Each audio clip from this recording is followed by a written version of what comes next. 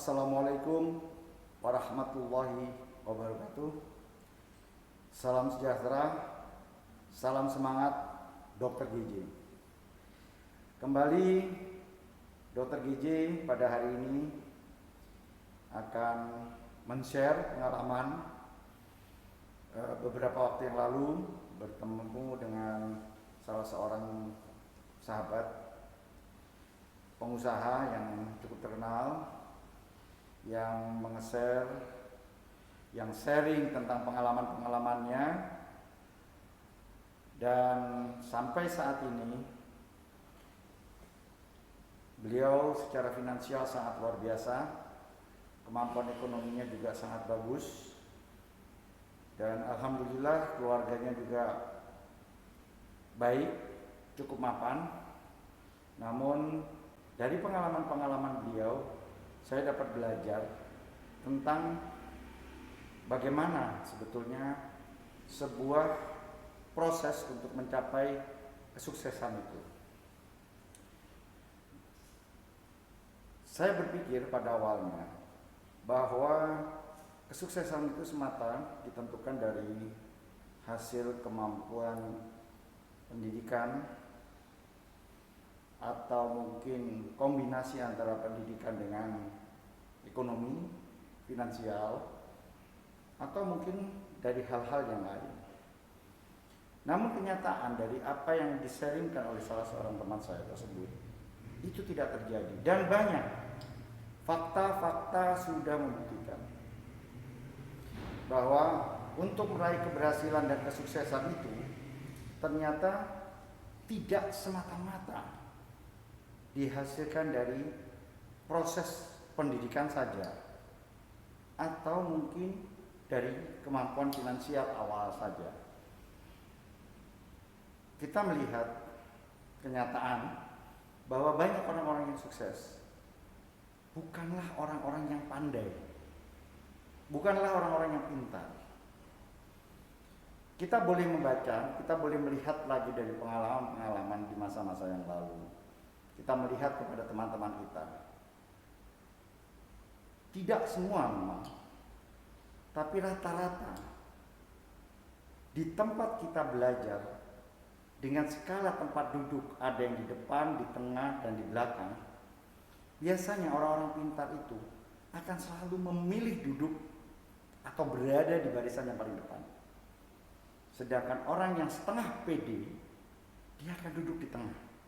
Tapi kalau orang yang cuek, masa bodoh, tidak peduli, atau merasa dia tidak punya kemampuan, dia pasti akan mengambil tempat duduk yang paling belakang. Namun dalam perjalanannya, atau mungkin kombinasi antara pendidikan dengan ekonomi, finansial, atau mungkin dari hal-hal yang lain. Namun kenyataan dari apa yang disaringkan oleh salah seorang teman saya tersebut, itu tidak terjadi. Dan banyak fakta-fakta sudah membuktikan bahwa untuk meraih keberhasilan dan kesuksesan itu ternyata tidak semata-mata dihasilkan dari proses pendidikan saja, atau mungkin dari kemampuan finansial awal saja. Kita melihat kenyataan bahwa banyak orang-orang yang sukses bukanlah orang-orang yang pandai, bukanlah orang-orang yang pintar. Kita boleh membaca, kita boleh melihat lagi dari pengalaman-pengalaman di masa-masa yang lalu. Kita melihat kepada teman-teman kita. Tidak semua memang, tapi rata-rata di tempat kita belajar dengan skala tempat duduk, ada yang di depan, di tengah, dan di belakang. Biasanya orang-orang pintar itu akan selalu memilih duduk atau berada di barisan yang paling depan. Sedangkan orang yang setengah pede, dia akan duduk di tengah. Tapi kalau orang yang cuek, masa bodoh, tidak peduli, atau merasa dia tidak punya kemampuan, dia pasti akan mengambil tempat duduk yang paling belakang. Namun dalam perjalanannya, ada banyak yang biasanya duduknya paling belakang, ternyata malah dia lebih maju. di masa depan. Yang duduk di depan bisa jadi dalam proses perjalanan ada yang menjadi doktor, ada yang menjadi profesor, ada yang menjadi apapun itu. Tetapi yang duduk di belakang pun tidak selamanya berada di bawah posisi mereka. Kadang-kadang malah bisa jadi yang duduk di paling belakang itu malah memimpin mereka. Satu contoh misalnya, langsung kita bicara tentang bapak bangsa kita, Kiai Haji Abdurrahman Wahid, Gus Dur. Pengalaman sudah menunjukkan berapa kali beliau, kita sudah bisa mengetahui dari buku-buku, berapa kali beliau belajar, baru selesai perjalanan pindah lagi sekolah, keluar lagi, belum sampai tidak menamatkan sekolah, sampai akhirnya kembali ke Indonesia. Tapi beliau bisa jadi presiden. Apakah hanya Kiai Haji Abdurrahman Wahid? Tidak, banyak. Meskipun kita tidak bisa menafikan, kita punya Prof. Dr. Habibie juga. Banyak juga orang-orang pintar yang bisa menjadi pemimpin.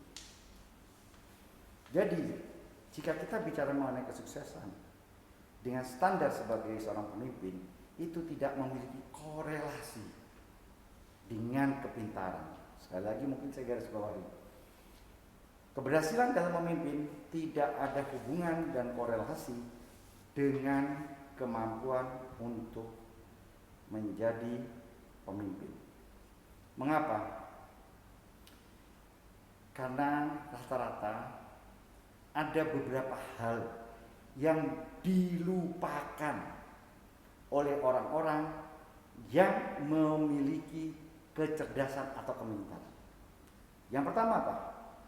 Rata-rata orang cerdas, orang pintar itu memiliki sifat superioritas, memiliki egoisitas, memiliki kepedean, memiliki kepercayaan diri yang sangat tinggi. Baguskah itu? Bagus. Itu sangat bagus. Namun manakala itu dimasukkan dalam sebuah sistem dalam memimpin, dalam pola manajemen, maka dia akan menjadi single fighter. Dia tidak akan mampu menjadi seorang pemimpin. Mengapa? Karena pemimpin harus menguasai ilmu manajemen. Apa sebetulnya ilmu manajemen itu? Ilmu manajemen adalah ilmu yang mempelajari kemampuan untuk mencapai sesuatu hasil dengan menggunakan segala macam sumber daya yang ada di sekitarnya. Kemampuan untuk mencapai suatu hasil dengan menggunakan sumber daya yang ada di sekitarnya. Dan bila kita tidak mampu membangun teamwork dengan baik, maka kita akan gagal menjadi seorang pemimpin. Orang yang pintar biasanya tidak pernah percaya selain kepada dirinya sendiri, sehingga dia tidak mampu untuk membangun kerjasama dengan orang lain, sehingga akhirnya mereka banyak berkancah di bidang riset, banyak berkancah di dunia. Sedangkan ketika mereka harus masuk ke dalam dunia usaha, dalam dunia bisnis, atau dalam dunia yang berkaitan dengan kepemimpinan, mereka menjadi canggung, mereka menjadi kebingungan. Jadi solusinya, jika kita ingin menjadi pemimpin, maka kita harus mampu untuk mendelegasikan kepercayaan kita itu kepada orang lain.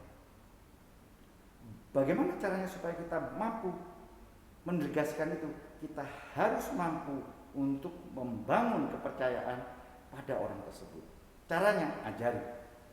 Seorang pemimpin yang berhasil adalah apabila dia berhasil mendidik anggotanya untuk melakukan tugas-tugasnya dengan baik. Seorang pemimpin bukan hanya sekedar memerintah, seorang pemimpin bukan sekedar menyuruh, tapi seorang pemimpin juga dia harus menjadi seorang pendidik yang baik bagi anggota-anggotanya, bagi bawahan-bawahannya, sehingga bawahannya mampu menerjemahkan kepemimpinannya tersebut. Yang kedua, seorang yang memiliki kepintaran biasanya dia tidak mampu untuk melakukan umumnya ya, tapi saya tidak katakan secara menyeluruh. Memiliki kecerdasan IQ yang tinggi, tapi emotional quotient-nya lemah. Sehingga apa? Dia tidak mampu untuk melakukan komunikasi, membangun lobby. Sedangkan lobby atau lobbying itu tergantung dari kemampuan atau ilmu komunikasi. Dan ilmu komunikasi itu bisa berjalan dengan baik apabila kita merendahkan hati kita. Saya sering melihat banyak pengusaha, almarhum Bob Sadino, hanya dengan menggunakan celana pendek. Dia ada di peternakannya, tidak menggunakan, padahal dia seorang pengusaha yang sangat terkenal. Dan teman saya ini juga memiliki banyak supermarket, memiliki banyak ini, tapi ketika bertemu dengan saya hanya menggunakan kaos oblong biasa, hanya menggunakan sandal jepit, hanya menggunakan sangat-sangat santai sekali. Dan mobilnya pun bukan lagi mobil yang berkelas, bukan mobil yang eksekutif dan segala macam, karena dia cuma berpikir sederhana saja. Karena dia sudah merasakan semua itu, buat apa kita harus mensombongkan diri?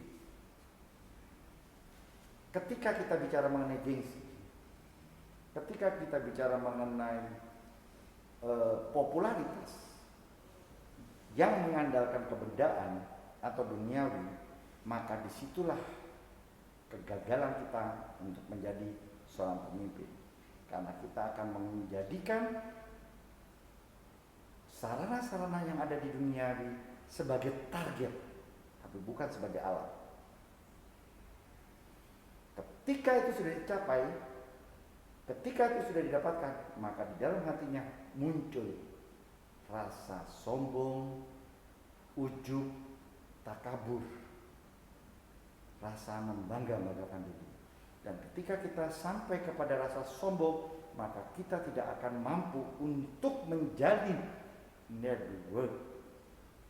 Kita tidak akan mampu membangun komunikasi dengan siapapun, karena ada kesombongan di hati kita, menganggap semua orang itu lebih rendah daripada kita. Banyak teman-teman saya yang pengusaha-pengusaha sukses dan besar, dalam sebuah acara dengan yatim piatu, dia menunggu ketika anak-anak yatim piatu itu sedang berwudu.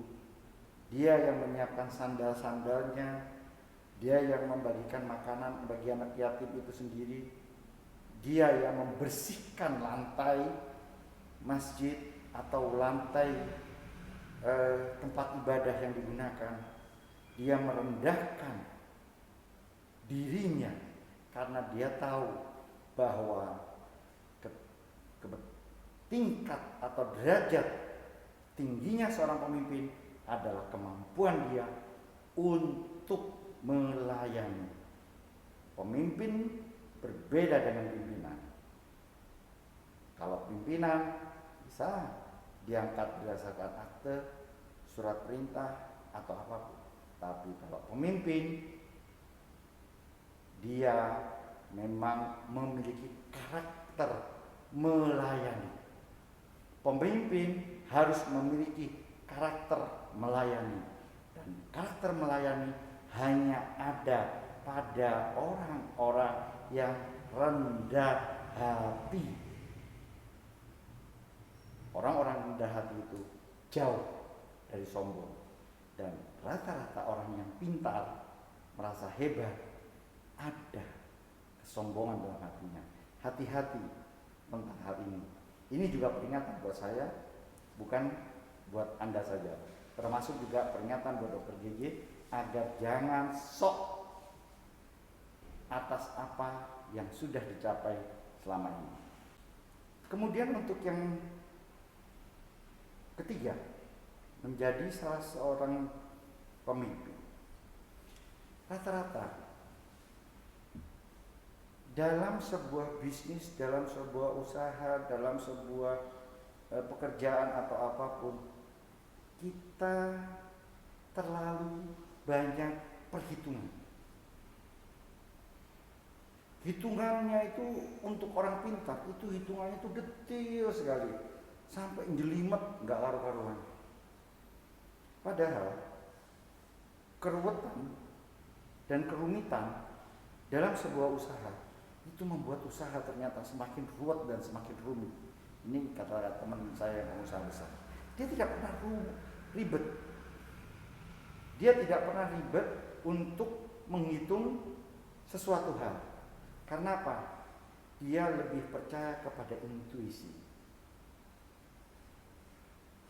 Kalau orang memiliki intuisi, maka dia akan menghitung dengan menggunakan intuisinya. Dan perhitungan berdasarkan intuisi itu berbeda dengan perhitungan yang didapat dari bangku sekolah. 1 tambah 1 di bangku sekolah mengatakan 2. Tapi bagi teman saya 1 tambah 1 bisa menjadi tak terhingga. Mengapa bisa begitu? Bisa ketika kita melakukan 1 tambah 1 perhitungan perdagangan kita bersama dengan Tuhan. Ketika kita mengatakan 1 persatu itu bersama dengan Tuhan, maka bukan bisa menjadi 2, tapi bisa menjadi 4, bisa menjadi 6, bisa menjadi 8, dan bisa menjadi lebih. Karena tidak ada perdagangan yang merugi ketika kita melibatkan Tuhan di dalam setiap pengambilan keputusan. Dan intuisi yang cepat itu berpengaruh terhadap keberhasilan sebuah usaha. Jangan lama-lama dalam ambil keputusan. Tapi kalau terlalu cepat tapi ngawur, ya bubar. Nah, bagaimana caranya supaya tidak cepat tapi ngawur? Ada 3 aspek. 1 pengalaman, 1 pendidikan. Pendidikan tetap perlu. Yang kedua pengalaman. Yang ketiga ketuhanan. Pendidikan, pengalaman, dan Tuhan itu sangat berpengaruh dalam membangun sebuah intuisi. Orang pintar dengan hitungannya belum tentu bisa mengalahkan orang yang biasa-biasa saja tetapi memiliki intuisi yang bersambung dengan Tuhan. Dan ini sudah terbukti banyak. Banyak orang yang biasa-biasa saja tapi dalam bisnis, dalam usaha, dalam pengembangan apapun itu berhasil atau berkembang. Karena apa? Karena dia mengambil keputusan dengan cepat dan melibatkan Tuhan dalam keputusan-keputusan yang diambilnya. Jadi mungkin ini sharing sederhana dari Dr. GJ pada hari ini, bagaimana caranya untuk menjadi seorang pemimpin yang kebetulan saya juga mendapatkan dari salah seorang teman saya yang sudah menjadi pengusaha yang sukses dan dia tidak tamat SD. Dan banyak juga ada Bu Menteri Kelautan, juga Bu Susi Pujiastuti, banyak sekali juga orang-orang yang tidak sekolah, tidak tamat, tapi ternyata dia bisa menjadi seorang CEO yang baik, menjadi seorang pemimpin yang baik. Namun perlu digarisbawahi di sini, bukan berarti pendidikan tidak penting. Pendidikan tetap merupakan sesuatu hal yang penting. Pendidikan formal sangat penting karena itu memiliki jenjang keteraturan. Tapi jika kita tidak berhasil menempuh jenjang pendidikan tersebut, jangan berkecil hati. Kalau sekolahnya dulu jelek, nilainya paling belakang, tidak lulus, tidak berhasil, jangan pernah merasa kecil, tapi tetap terus berusaha. Dan usaha yang terbaik dari seorang yang tidak pernah mengikuti bangku sekolah adalah mendengar. Teman saya mengatakan kepada saya memang tidak punya bangku sekolahan, tapi kalau saya ada rapat, saya mesti mengundang doktor, insinyur, profesor, mungkin jenderal-jenderal, mungkin saya ikutkan dalam rapat yang ada pada saya. Dan saya membangun lobbying dengan mereka, saya membangun network dengan mereka, duduk dengan mereka, ngomong dengan mereka, dan mendengarkan apa yang mereka sampaikan. Ada kalanya kita perlu diam, mendengarkan, dan mengambil ilmu. Dan pelajaran melalui pengalaman dengan persahabatan atau persaudaraan, ternyata itu memberikan keberkahan ketika kita menjadi seorang pemimpin. Terima kasih, itu yang bisa saya sampaikan. Semoga bisa bermanfaat. Salam semangat Dr. GJ. Wassalamualaikum warahmatullahi wabarakatuh.